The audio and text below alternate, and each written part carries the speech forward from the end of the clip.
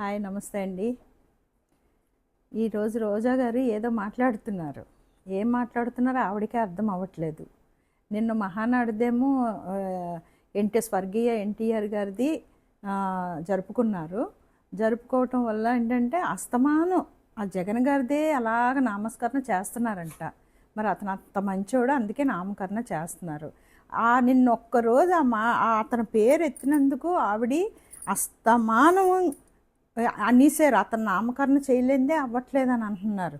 అవ్వలేదు, ఆ సభే జరగలేకపోయింది అతను నామకరణ లేనిదే అని అంటున్నారు. మరి ఇన్ని రోజులు పెట్టి మరి ఆవిడ ఎవరిని అంటుంది? మీకు తెలుసు కదా ఎవరిని అంటుందో, ఎవరిని తిడుతుందో. మంచి చేసినా తిడుతుంది, 100% మంచే చేస్తారు, చెడు చెయ్యరు.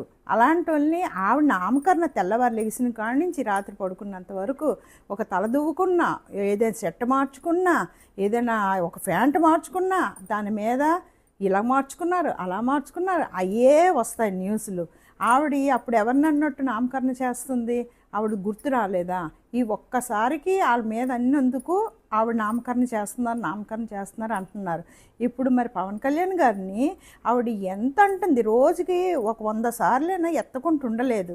అలాంటిది ఆవిడ్ని మేమెంత అనాలి, ఎదుటోళ్ళు వాళ్ళు ఎలా అనాలి ఆవిడని ఒకసారి అర్థం చేసుకోమని చెప్పండి ఒకళ్ళని ఎవరినైనా మాట అన్నప్పుడు. Okay, thank you.